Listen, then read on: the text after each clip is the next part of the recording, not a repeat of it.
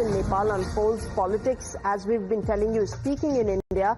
The Sena UBT Mouthpiece's shocker has come, saying Indians must learn from Nepal. What's the kind of messaging that the Samna editorial is trying to make while Nepal sees massive violent incidents and absolute chaos in their country?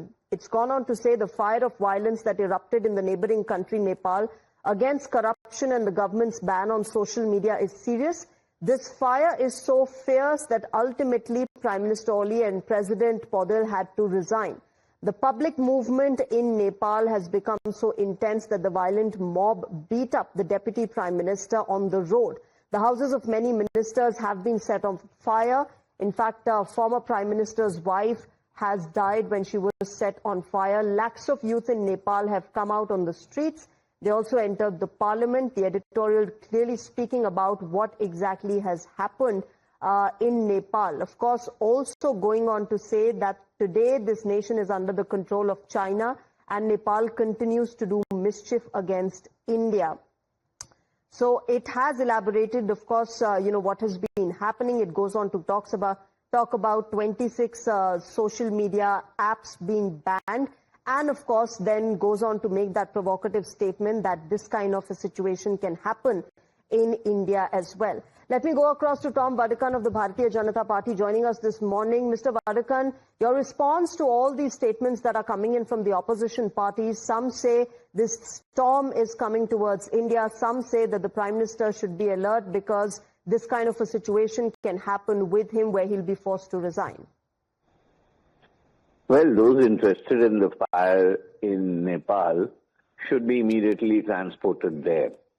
India is a vast country. We have seen many of these kind of operations, the toolkit operations that have been in function.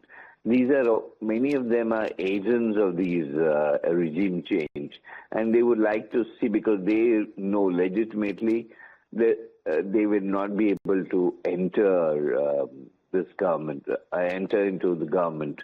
So then they have techniques like burning down India, breaking India. All that racket is bound to create a fear psychosis. But Indians are not worried. We are under the leadership of some of the best men that India has seen. One as Prime Minister Modi ji, and the Home Minister, and Madhya Pradesh Chief Minister, Assam Chief Minister. These are men of strong will and spirit. So there is no threat to India as it's being made out. So let them rest in peace that these kind of exercises won't work in India.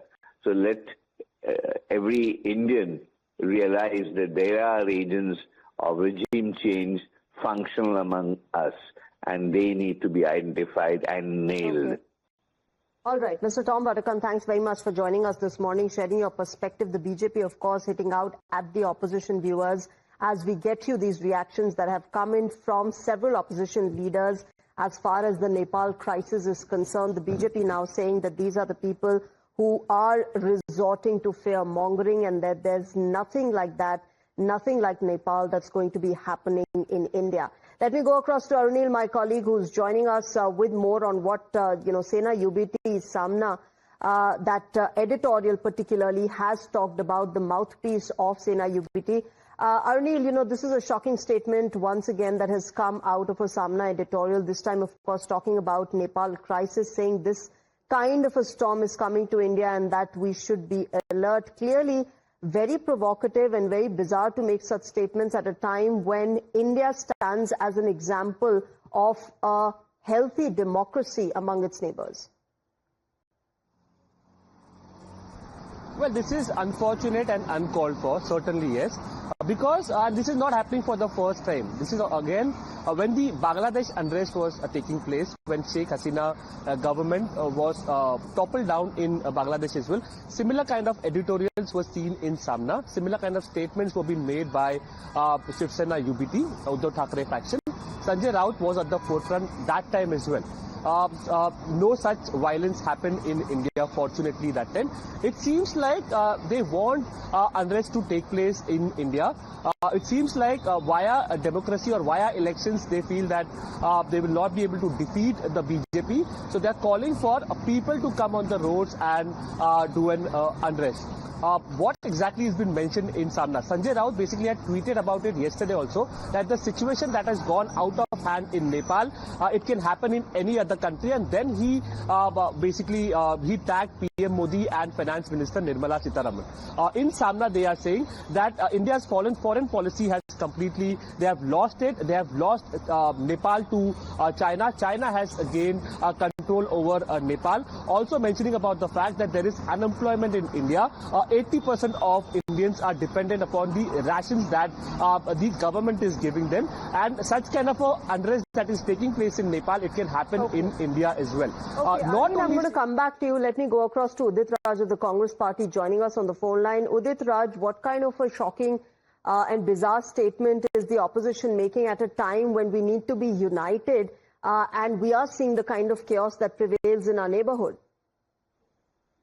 Why are you clubbing all of them together, opposition?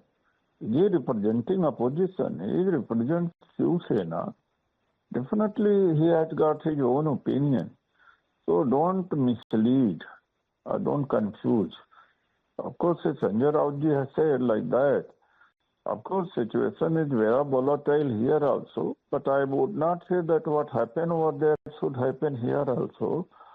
So that is not there. But of course, problem is here more than Nepal. We have a corruption here, and many times social media has been banned here. However, we could not witness the scenario in India like what happened in Kathmandu and Nepal. So these two countries are not comparable because Nepal had democracy not very long. It's a transition phase. Okay. So what has happened? Nepal democracy passing through transition phase, and ups and downs they will see. And of course, it will take some time to become a mature democracy. Okay. Definitely problems are there, unemployment, corruption, etc. And more than that is the upper caste. You see what happened that Dalits, OBC, minorities, I think that everywhere upper castes are sitting. Prime Minister, and President, all positions, head of army, head of police, every. So that is also one of the regions. Okay. All right. Udit Raj, thanks very much for joining us this morning, sharing your perspective. Viewers, remember, Indian politics is heating up over the Nepal crisis. Congress MP Manish Tiwari has dropped a shocking remark. He's asked, who's next after Nepal and Bangladesh? That, ladies and gentlemen, which has come in from the Congress senior leader. Listen in. South Asia is passing through an extremely delicate moment, and all the South Asian nations need to be extremely careful.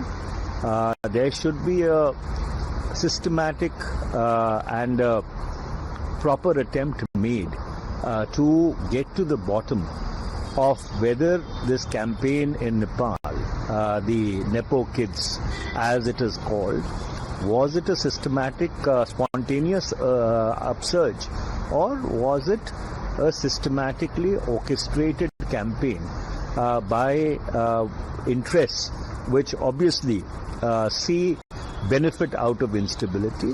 So therefore, to think that what happened in Bangladesh and is now happening in Nepal is just coincidental, that would be extremely naive, for the lack of a better word.